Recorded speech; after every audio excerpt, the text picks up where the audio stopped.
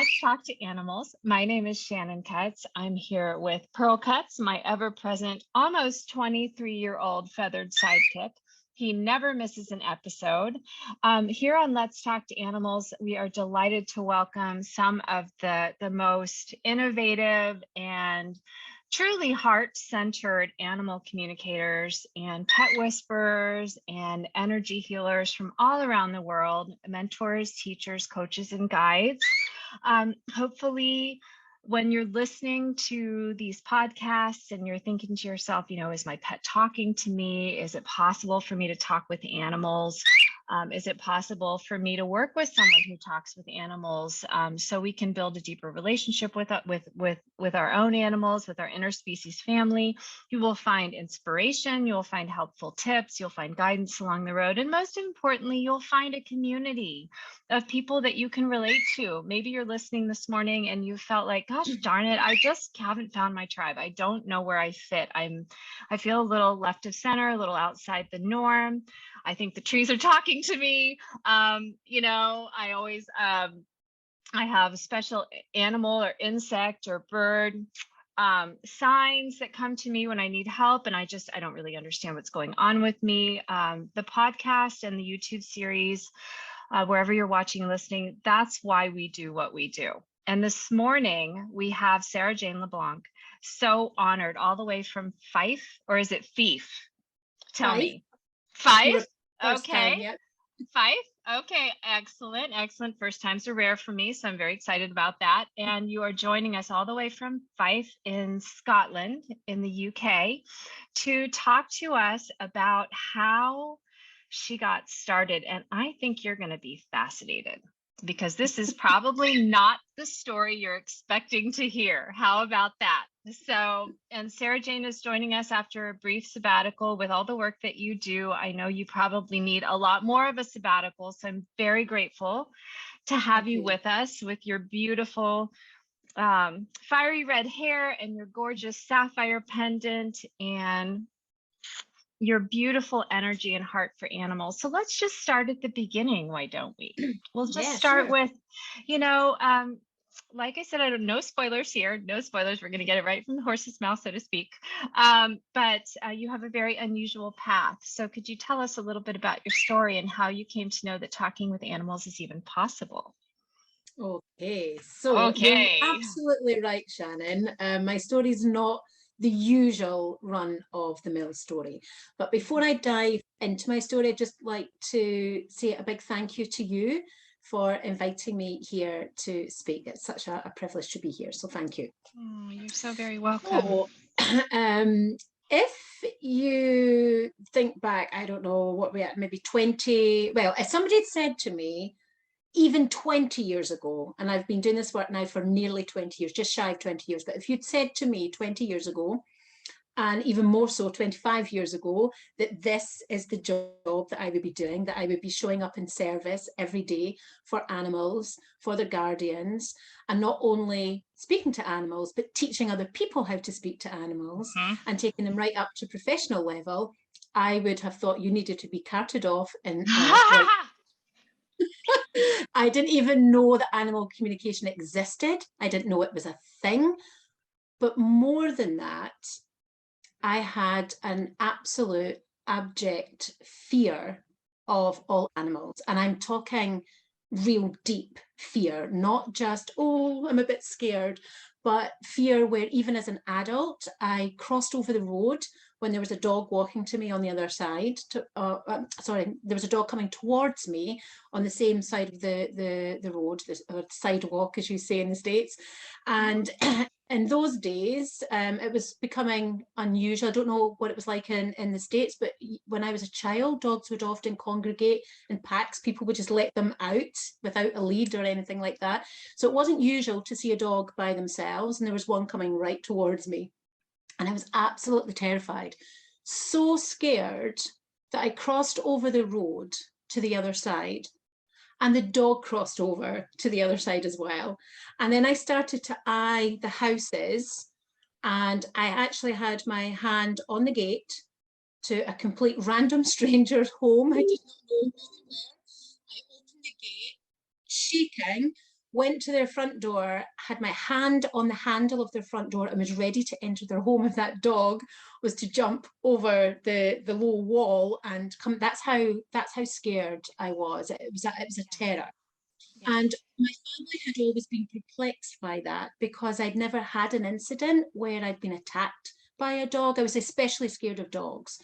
So coming from that background, a background where there's a lot of fear around animals, and also I say this because it was my truth, and I hold no shame with this because it's where I was at that time, but I appreciate that it might not be what people expect to hear. But at that time, I would say I didn't like animals. So if you were to say to me that I was going to be working with animals, making sustainable, transformational differences in the lives of animals, I would have said, no, the animal communication would have been cuckoo enough for me. But to say that I was actually going to be working with animals with that level of fear, for me, that would have been, no, you're crazy. Like, I don't even like animals. I have to very quickly qualify that statement. That's not where I stand now. And I realised that dislike was actually just coming from a place of fear. So that's my background around animals and animal communication. Started to shift, or when it's not that it started to shift, Shannon, it just shifted. It was like just like a bolt out of nowhere. I was going to bed one night, and I was working, my background's in education. So I was working in a really full-on project, working with disadvantaged teenagers. And it was a really full-on job. I loved it. I absolutely loved it, but it was busy and it was quite stressful a lot of the time. So I was going to bed at night, reading my book and thinking about work and things that I needed to do for the next day. And so I'm reading my book as I would always do. And I remember closing my book, putting it at the side of the bed on my bedside table, and I switched off the light. And this is the point in the story where people would say to me, oh, but you must have been sleeping. I was not sleeping. I was preparing for sleep, but I was awake. I was sleepy, but I was awake. And I just cuddled down, pulled the duvet up, closed my eyes, and wham, there was an image of a border collie. And it was a brown and white border collie. And I just saw the image clear as day. And I was not asleep. And I just looked at this image and I had no idea what it was, what it meant, who this dog was, because there were no dogs in my family or my immediate family. My grandfather had collies. He was a shepherd. So I knew it was a collie. My grandfather was a shepherd. So it was a tan and white collie. So this happened for 2 nights or 3 nights. I can't remember now, but for a couple of nights, this dog just appeared. And I think it was on the 3rd night. And I just kind of said to him, hello. Like, hello. And I was really thinking about how I trained my staff in the projects and different teams that I had that work with young people. I would always say to them, if they said to me, oh, Sarah-Jane, this young person's, kind of approached me a couple of times, and I'm, why are you not engaging? Why are you not establishing a relationship? They obviously are looking for something, needing something. You want to step into that space and really hold it for them. So that's the only context that I could put into place. So right, I need to do what I teach my staff to do with young people, and I just said, hello, and I said, is there something that you need? And I swear, without a word of exaggeration, that dog turned around and said, clear as day, I could hear it, like it was somebody next to me, and he said, duh, took you long enough. And I remember my first, oh my gosh, I've got stroppy teenagers all day long, and now I come to bed to go to sleep and I've got a stroppy dog. I have no idea what this is all about. I had no clue. I wasn't even shocked that he'd spoken back to me. It was just that, like, really? Seriously? A response like that? It was more that than I didn't even register the absurdity of an animal talking to me hearing an animal talk. That wasn't even on my radar. So what happened next was just a really, that was nearly 20 years ago, and I'm still getting emotional thinking about it. What happened next was just a really easy, fluid conversation, like it was the most natural thing in the world. I didn't ever question what's going on here. Am I losing my mind? I can hear a dog talking. Like, seriously? What the friggin' heck is going on here? None of that was on in my mind at all. Just having this flow. Now, it didn't go like a conversation that you and I are having, where you talk, then I talk. I saw the picture initially, then I heard the words, duh, it took you long enough. And then I got feelings in my body, and I just trusted. So whilst it was the most strangest, surreal thing on one level, on the other level, I just had this deep sense of feeling that it was all okay. So it was a really strange, bizarre thing, like two different things kind of going on, you know, like this okayness with it. And also when I'd finished thinking, this is all just a bit strange, like what just happened there? So the long and short of it was, we had this conversation. He sent me some feelings which concerned me. I didn't think he was in the best of health. And I was training in energy work at that time as a means to bringing that into my work with young people and young adults and my paid job. So I was aware of energy work and the chakras, and so where he was drawing me, you know, I could put sense on that from an energetic perspective. And I remember at the end asking him, because I did some healing work, and asking him if he would like to be wrapped in pink. Because, you know, pink's the color of love, it represents, you know, love, and this was a very sad, this dog was a very sad dog. That was really very, very clear, and he was grieving. So when I asked him that, he turned around and said, no, pink's way too girly for me, I want yellow. And I realized later that was probably to do with his health issues and the confidence that he needed in his new home. So that's the story of how it started. And if it's helpful, I don't know how we are for time, but I can tie that up if you want me to, and I can leave it just there if you want me to. But I can tell you how I found out who the dog was and what happened next. But that's ultimately. Well, I think that's, I mean, I can feel my own preferences. That's a cliffhanger right there. We don't like cliffhanger. We don't do cliffhangers here. We like wrap ups. We'd like to know how it evolved. So yes, please. So what happened next was I got up in the morning, and I thought, right, this is, well, actually I wrote everything down. And I clocked the time. And I think it was 11:30 at night, if I remember correctly. But I logged the time and I went to bed thinking, what's just happened? But I got up in the morning and I spoke to my husband, or now my ex-husband, but at that time I spoke to my husband, and I said to him, look, I've got something to tell you, and I want you just to listen, and I don't want you to make any comment, and if you laugh at me, then I will never speak to you about this ever again. So give him his due. He stood very attentively, and he had his head cocked to the side, and he's and let me say what I needed to say, and I told him what had happened.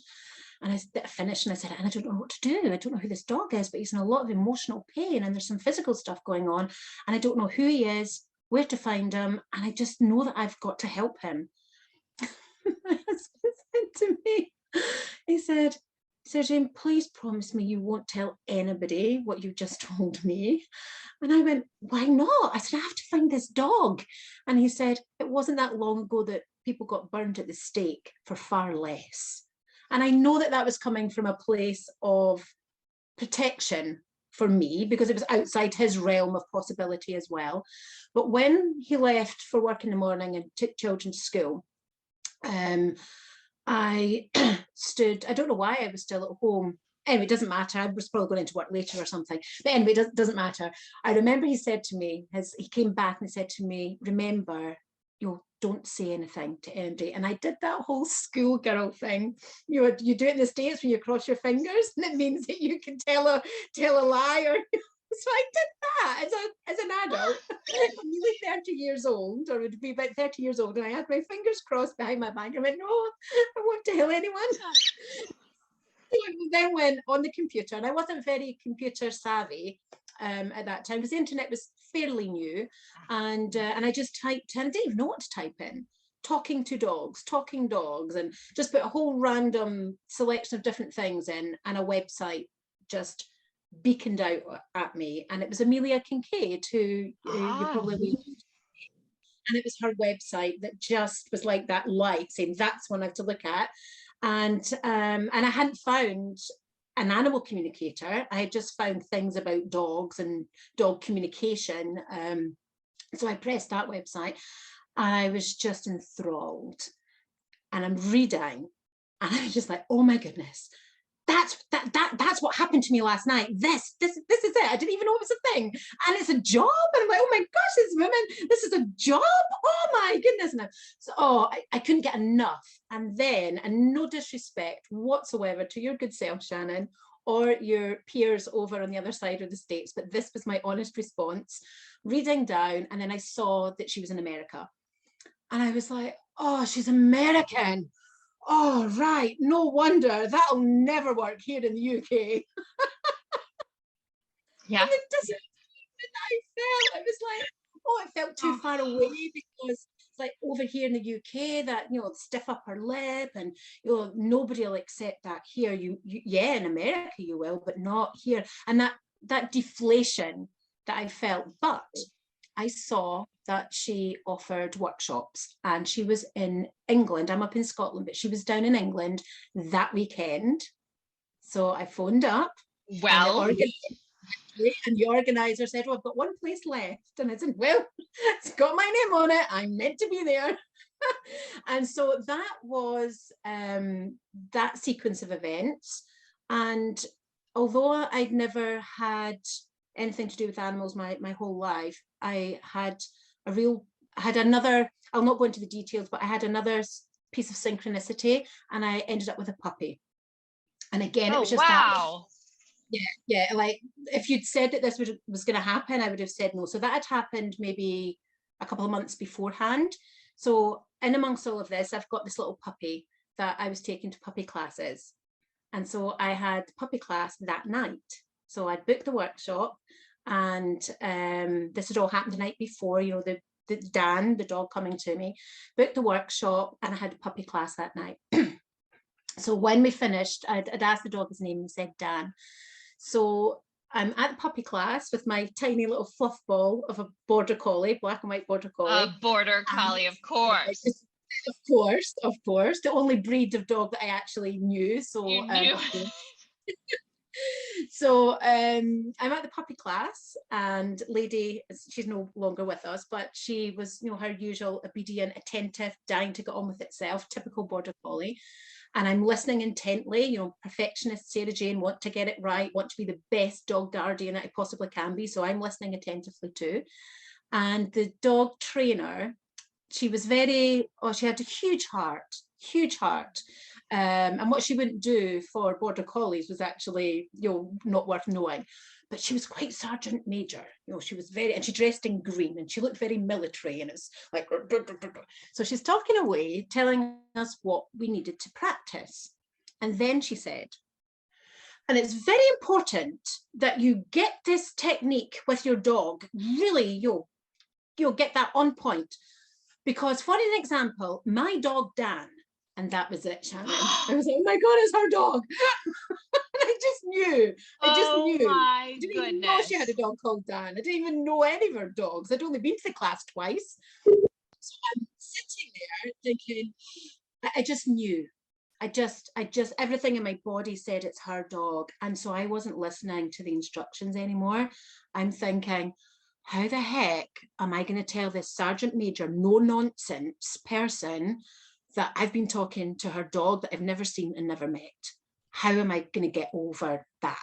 That's what was in my head. And I had to stand up and do the exercise. And of course, I didn't have a clue. No idea. Lady's looking at me as if to say, oh, you really let this sign down.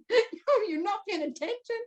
So at the end of the class, she had her head down. She's getting all the new people in, the older dogs.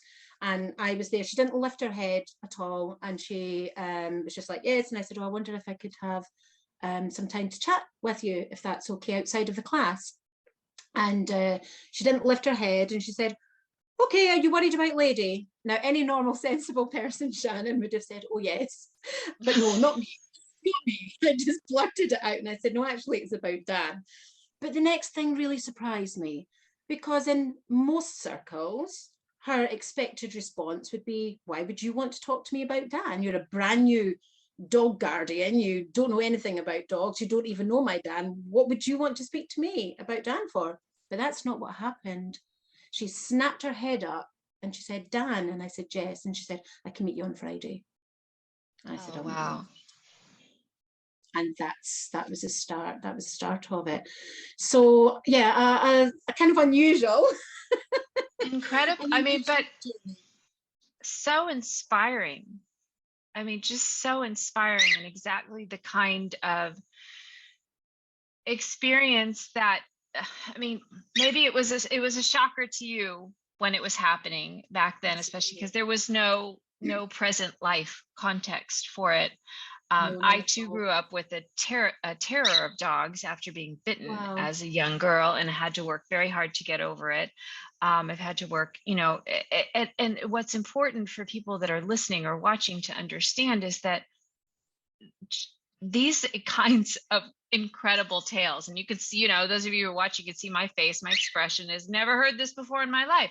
And yet these kinds of experiences become more commonplace. They become the almost the expectation, definitely the norm rather than the exception, because the animals are our teachers and they choose whom they choose, and it makes sense to them. It makes sense to them. It doesn't make sense to us.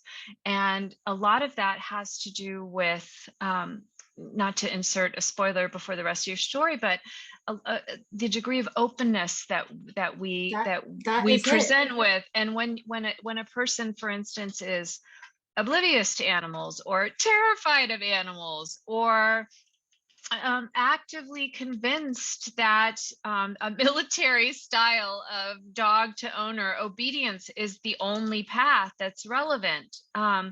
These tend to be the kinds of people that animals will seek out, because underneath that rigidity, there's a shock value that can lead to almost an instantaneous openness. And, it's almost like something so shocking that it literally kind of stops our mind. And we're just kind of looking around going, okay, did anybody else see the fireworks or watch the UFO, zipping through the air? No, it was just me. Okay, what do I do with this? Because it's so powerful and so meaningful. And I crave context, and I crave somebody to talk to about it. And I crave community. And, it's exactly what we were talking about when we opened this particular episode today. It's like there's a pathway into connection that sometimes we can only find when we realize we're not the only species on this planet with thoughts and feelings, and there's no judgment if we're not aware. A lot of this has to do with how we grew up, our early experiences, what was presented to us, maybe even what we have access to when we're growing up, versus the unfoldment of our the fullness of who we are, who we're meant to be. Maybe there's even a soul contract in place, who knows? But the animals know. Absolutely. Right? Sarah-Jane, the animals know, right? They know before we know. There's so much to learn, and it's moving from a place of telling to asking, from knowing to questioning, from creating a kind of a survival skills checklist and following that to the letter, to going, well, what if I just try this? And, maybe a different pathway will open up. And I believe that's a lot of what, of course, I haven't had the privilege of studying with you personally, but as you know, I have a really good friend who studies with you. And I have heard such incredible and amazing life-changing things about the work that you do, and your mentoring and your coaching and your teaching and your energy work. And so look at that, Miss Sarah-Jane, so much brave, and look where it led. So tell us. So we're going to just, this podcast is really, and video blogcast is really, geared towards inviting you in. If you're listening or you're watching, inviting you into the conversation, inviting you into the experience, inviting you into a wider circle of friends, a deeper feeling of connection with this planet that we're all sharing, and all the beings that we share it with, and offering you the opportunity to find your tribe in all of its species, you know. Absolutely, Shannon. And when you say that, it really resonates for me so deeply, because so many people, I have a free animal communication practice group on Facebook. So for those of you that are on Facebook, you're more than welcome to join. Just look up Animal Communication Practice Group. And I can't remember what image is on it. I think it's me speaking to a sheep, but I can't remember. Fantastic. But you'll find me there, and there's opportunities there for you to practice. We put an animal teacher comes in every week, and you've got 3 days to have a go. And you don't need to be perfect. You don't need to even have ever done it before, but you're more than welcome to join there. And the reason I'm mentioning that is because what you just said there, Shannon, it's about finding that community. And the amount of time, certainly it doesn't surprise, it still touches me, but it doesn't surprise me anymore. But back in the day when we could do live workshops, in-person workshops, it feels so long ago now. It used to really, I used to find it so hard when participants would introduce themselves. You know, we'd go around and everybody would introduce themselves, and they would burst into tears at the isolation that they felt their whole lives, because nobody got their love of animals. Nobody understood why they were so upset about this happening to a neighbour's dog, or you know, whatever the scenario was. And so to watch people, you know, adults, men and women, you know, just break down in that emotion and say, it's just so wonderful to be here in a room with other people that feel the way that I do, because my whole life nobody's ever understood this. So that sense of community and finding your tribe, it's really important. And the more safe spaces that you can find to be present in, the better. And that's probably one of my strongest drivers, creating that safe place, that place where people can show up as their true, authentic animal communicator self. Even if you don't think you're an animal communicator, you are. If I can do this, and this is the premise of my teaching. My background, as I said earlier, is in education, so my degree's in education. And so the transition into teaching animal communication was quite a natural one for me, because I love to teach. But I didn't plan to teach. Again, they were just opportunities and situations that came. I didn't plan to write a book. That landed in, well, I did plan to write a book, but I was going to do it when I retired and I had some time. But the opportunity came, I think 11 years ago now, and I wrote my book then. So these things have kind of come along, and I, as I say, I didn't necessarily plan to teach, but what I have discovered is the importance of not just creating that safe space, but creating the encouragement that's needed for people to feel brave enough to give it a go. Because my mantra behind everything that I teach is, if I can do this work, if I can do it, and yourself as well, Shannon, I didn't realize that you had a fear of dogs as well. So if you can do this work and I can do this work, coming from a place of, probably for you as well, quite debilitating fear and terror, and we can find a way to open our hearts to make that connection, then so can everybody that's listening to this. And I truly, truly, truly, fundamentally believe that. The day I stop believing that is the day I'll stop teaching. I absolutely believe that part of my plan that I had no awareness of was that I was meant to teach this work, and I was meant to come from that place of fear. So I'm not saying to people, oh, you can do this. I've been doing it since I was nigh high. You know, I've been doing it since I was born. That's not my story. So if I can learn how to do this, then you can learn to do it as well. And I say that to everyone that's listening or watching here. We all have those innate abilities. We were born with them, and it's our God-given right to be able to access them and use them for the good of the animal world. And when I say the animal world, I mean, you know, all species. And we can include rocks and trees in there as well, because if you can talk to animals, you can talk to trees and do, and plants and all everything, And all life most forms. importantly, each other. I mean, that's kind of, you know, a hidden gem in the middle of it is remembering that we too are animals. Essentially, we have an animal body. You know, we have, you know, and this particular podcast and blogcast is not, you know, geared around getting into the debate between, you know, faith versus non-faith and science versus, It's not about that. you know, Eastern and Connection. Western. And I mean, because those extremes are always going to exist. It's about finding your place and what feels true for you, and recognizing that, you know, I often ask myself when I'm really scared to do something, you know, because like I'm turning 51 in, I don't know, a handful of days. And it's like, yeah, you're a Oh, little so late to the party. am I. Yay.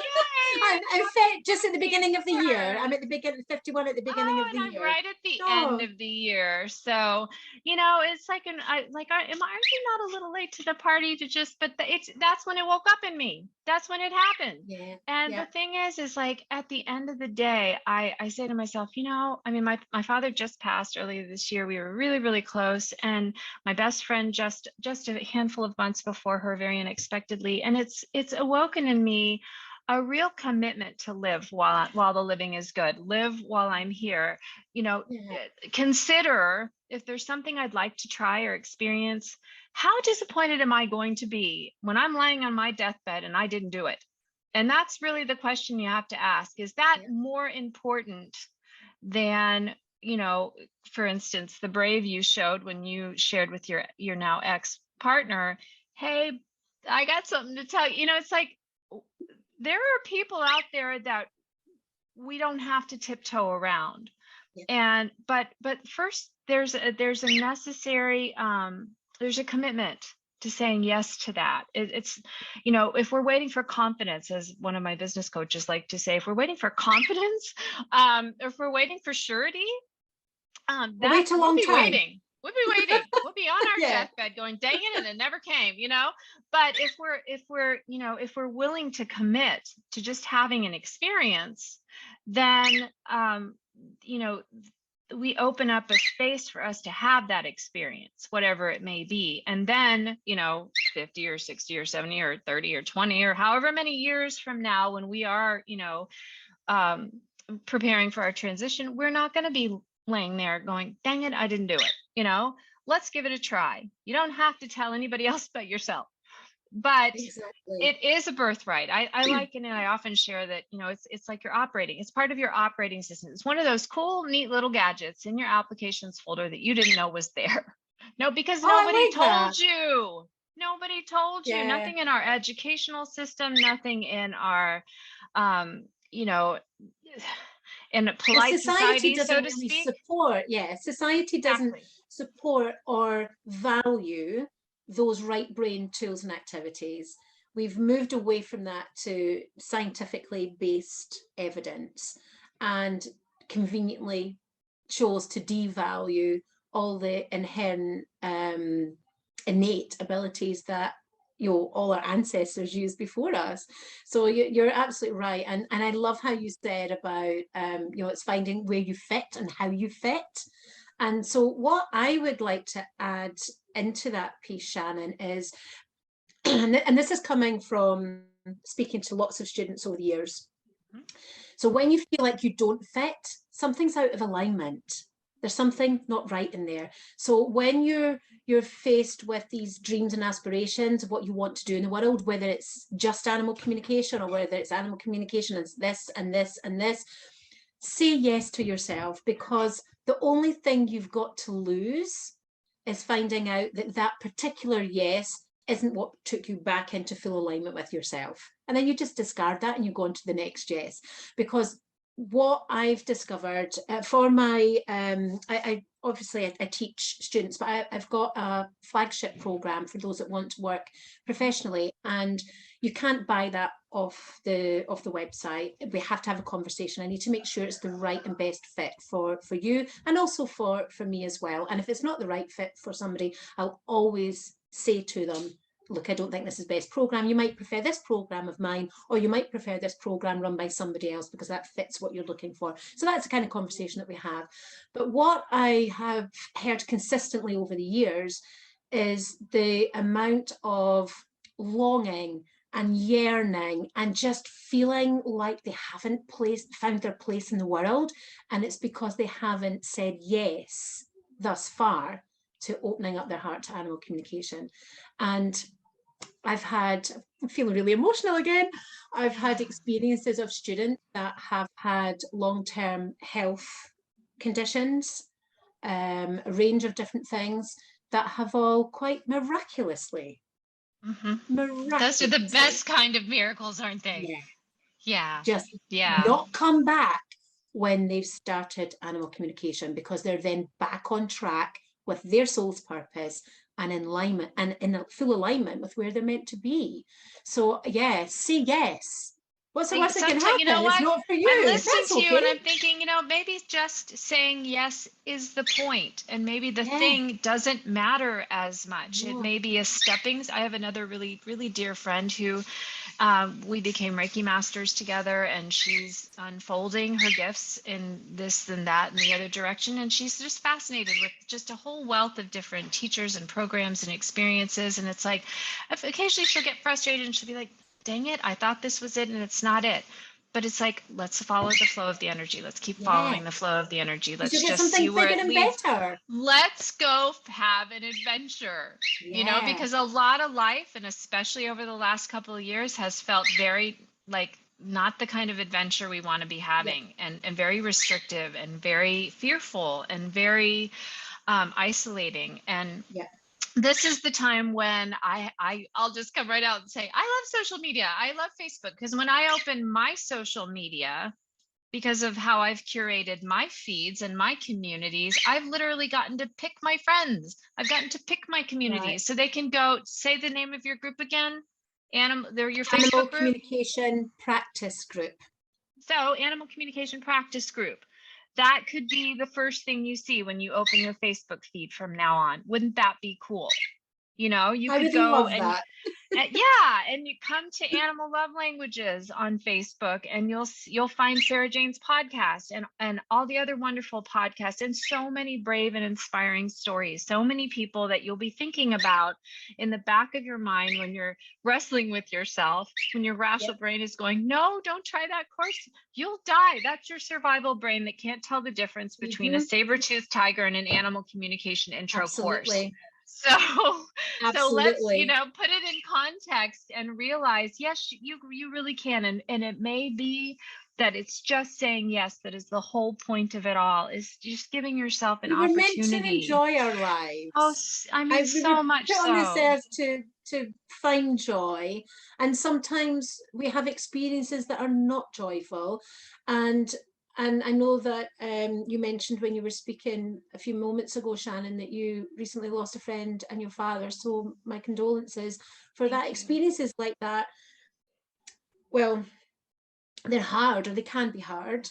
And life isn't always, a bucket full of roses, but it's how we traverse that. And I am a great believer, and this is based purely on my own personal experience. And Shannon, you've so beautifully said on a few occasions now, my brave choices and decisions at the beginning, but I've had a lot of brown trouser moments in the last 20 years. A lot. Now that is a phrase I haven't heard before. Right. Brown so I thought it was a bit more polite than saying that, kind of. I gotcha. Yeah. So I thought it was a bit politer. Very we use that in our team. We use that in our team because I've now got graduates that have come through my program like years ago that enjoy working with me, wanted to do more, so they've come back and retrained as fantastic. Coaches. So when the coaches are facing new fears, like going live to run a training class, that's a big deal if you've never done it before. So it's like, it's okay to have, I always say it's okay to have a brown trouser moment. That's okay. Just do it, see what happens. So I've had a lot of brown trouser moments, writing a book, running my first workshop, doing an online course, and then up leveling to professional levels. All of those were big milestones and scary ones. So in response to what you're saying about saying yes, and again, this is for everyone that's listening or watching, and some of you might know this, but for those of you that haven't had the opportunity yet to practice much with saying yes, I absolutely promise you, based on my own experience and based on those that I mentor, the more you practice at saying yes, the easier it gets. And you'll find that the great big things, when you say yes to them, there still might be fear there, and that's okay. The great big things, you'll have less fear response to that than what you had to the earlier yes situations that you welcomed into your life. So it does get easier. And the other thing that I wanted to say, Shannon, I love how you said about the animal communication capabilities, these innate qualities that we're all born with, that they're in the applications folder and we don't know where that is. So I use you've brought that right up to kind of 21st century. I'm still in the old game, and I'll talk about I think it's well, no, it's absolutely, I mean, it's absolutely, but it's just like, that. okay, I still talk about yeah, videos. yeah. Still talk about I know. videos. Well, I'm doing I mean, training because it's so, when you've been doing the same stuff for such a long time, often say they'll maybe show you a video and it's like, oh, DVD, I must remember to I know. upgrade. Is that even a thing anymore? Because now that we have Exactly. Blu-ray and now we have streaming, and I don't even get. I mean, it's like there's only so much that. technology a person can encode in, right? Absolutely. But whatever you want to call it, it's the same thing as saying yes. It's that muscle. And so your animal communication skill is like that muscle. If it's never been used, it's going to be tired. It's going to be, unfit. It's not going to be strong. So the more you practice, or even the more you open to even the idea of practicing, then the more you can build that muscle. And then with more practice, you can start to really hone it. And then with guidance and mentorship and support, you can sculpt it. So just see it like going to the gym. Seriously. You might go a bit unfit, a bit flabby, unfit, undefined, put some practice in, you kind of shape up a little bit, you get stronger. And then when you're ready to take it to the next level, which is the equivalent of working with under somebody's direct mentorship, that's when you're sculpting. And that's all it is. It's the say yes, welcome in the yes, use the yes muscle, use the animal communication muscle. And consider, when was the last time that, of course, we haven't had it for probably a year and a half now, but when was the last time that you were at a party and there was somebody who really, really, really wanted to talk to you? They really wanted to talk to you and you just couldn't get away from them. We've all had these experiences, right? And just consider when you are first just opening up to the possibility that maybe your dog has been talking to you already. And maybe that's why this topic is, I mean, there's a reason why you're listening to Let's Talk to Animals instead of, Blast the Fat or, 4-Day Work Week or whatever. There's a million podcasts out there, right? So there's a reason you're listening to this one, but just consider that the animal in question really wants to talk to you. And so they're going to meet you more than halfway. Yeah. And what I like to share, I know, Sarah-Jane, we, first of all, I didn't do this at the beginning and I meant to, and I told you I would, and I forgot. So I'm going to say your website now, Sarah, and it's SARAH Jane, JANE, Pet Whisperer. And that's all, that part of Jane Pet Whisperer is all one word, .com. And really write this down. I'll put it in the show notes too, because it's not as easy to find you. It's like it's a longer website name, and I've had to I was like, I really need to just write this down and make sure that I say it properly. Thank you for that feedback, because I'm redoing the website. It's old now. Good. It's about 13 years old. So I'm redoing it, and I'll bear that in mind, and I'll get a shorter handle. A shorter handle, but it's just it's so I'll put it in the show notes, but the other thing I want to share as well, you've got a ton of free tools, some of which I just found this morning. I was like, how did I not already sign up for this? And also I want to encourage you to go to animallovelanguages.com. One of the easiest, quickest ways to kind of get in your story, Sarah-Jane, you were talking about, it wasn't necessarily like a back and forth conversation, like he said this and then I said that and then he said this and then I said that. You mentioned having feelings in your body and emotions and thoughts and things like that. And so head over to right next to the podcast link where you can find Sarah-Jane's podcast. You'll see a little link on animallovelanguages.com that says free tools. Scroll down a little bit, you'll see something that says Animal Communication Camp. It's a 5-day, 10 minutes a day. Learn 5 of the main ways that animals communicate with their people. And it's very easy, and you can practice with your own pet. So that's a great way to get started. And then I'm going to assume that in your book, Sarah-Jane, that you share even more about how the story, because we still kind of have a cliffhanger with Dan and his person. And Oh, yeah, of course. yeah, so there's lots. So, if you're still hanging on going, when am I going to find out what happened with Dan and the conversation on Friday? Go to the book, right? Go to Sarah-Jane-petwhisperer.com. You can get the book.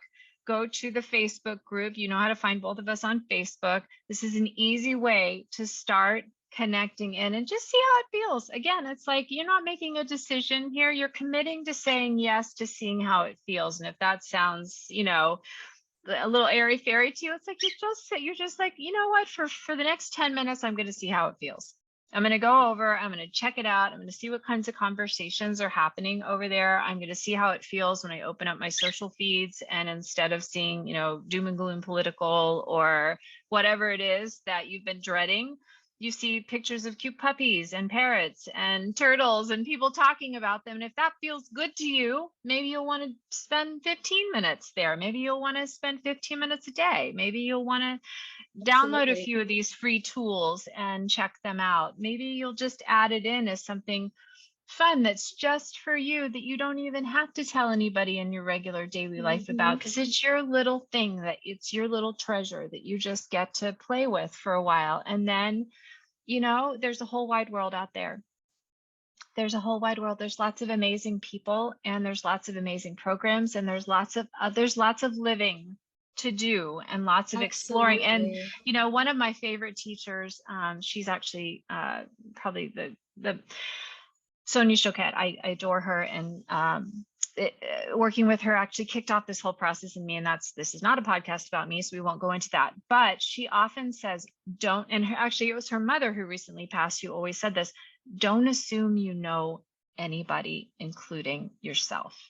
And that might be a good place to conclude today's podcast. Sarah-Jane, thank you again for making the time, because you have you're so welcome. A world. Talk about somebody that has now a global community of folks, both in your home area in Fife, in Scotland, in the UK, and also in America. Hello.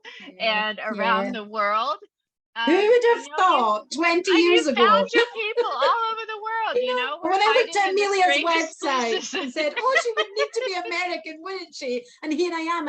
I've had the privilege of teaching in New York for the last few years up until lockdown. So very blessed. And I know we're rounding up. Something that's really important for me as a teacher and a mentor, when Shannon was saying about, there's a whole load of people out there, and check them out. I think it's really important, if, as she said, play with it, see how it feels. And if what Shannon has written, or you hear on her podcast, and what you're seeing on the website, what's on my website, if it resonates, then we're in your tribe already. But equally, if you look at my website, or you're listening to this and you're thinking, oh my God, I can't stand that Scottish accent, or I hate the way she waves her hands about when she's speaking, then I'm probably not your best teacher. And that's okay. What my invitation to you is go out and have a look. Because if you're ready to say yes, you want to make sure that you are working with somebody that gets you, that you feel connected with, that you like, and you are ready to open yourself up in that sometimes vulnerable way to step into this newness of animal communication. And even if you're not new to animal communication, if you're ready to step up, then there's those brown trouser moments. So you want to really be sure that the person that you're working with or taking your work further with, that you're a good fit. So go check out the group, and I do a live training in there every week, every Thursday. It's just really short, kind of 10-20 minutes, just some input on animal communication, and it's free. And you've got all the backlog of videos in there as well. So there's lots of free stuff. I'd love to see you there if it feels right for you. Exactly. And also, just as a final note, and I try to say this in every single episode, is if you're listening to this and you're thinking, oh my goodness, I'm really late to the party, where there's so many, the work's all been done. It's like, no, it hasn't. Think about how many animals there are in this world. Absolutely. Just think about, and we're not even just talking cats and dogs. We're talking parrots, we're talking turtles, we're talking, And whatever your personal passion is, there are more than enough animals in this world. If you feel even any inkling to get involved, to dive in and experience this for whatever your reason, whether you want to make a difference in shelters where you volunteer, whether you just want to have more interspecies family harmony, whether you want to proceed and maybe start working professionally and hang out a shingle or whatever you like to call it. If you are feeling curious, there's something for you there. And Absolutely. if you don't find the right fit the first time with the teacher, consider there are so many teachers out there too. And I've studied with several teachers now, and I've absolutely gained priceless experiences from each and every one. And the podcast here is all about, let's connect us all together, because it's like, it's just one step to the left or right. We're all doing different work. It's what I like. In India, I learned a parable many years ago when I was living there, and it's called the Lord's Club. And these bunch of, and I'll just keep it very short. These lords got together, and they wanted to form a club so they could have a social time every month.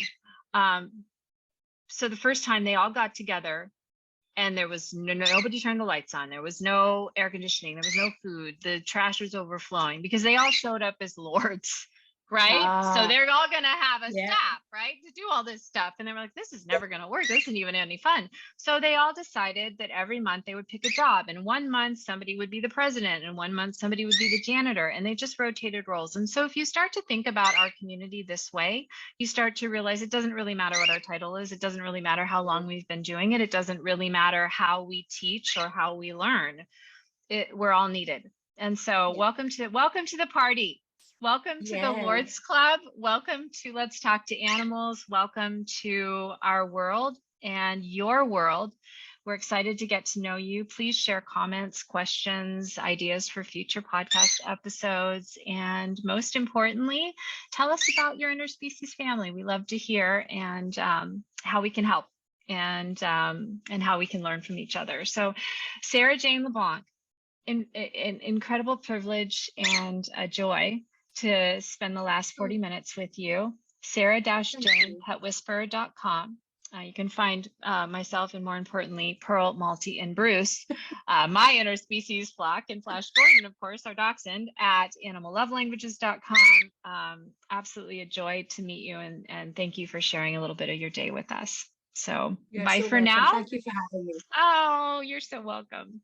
Okay, bye for now.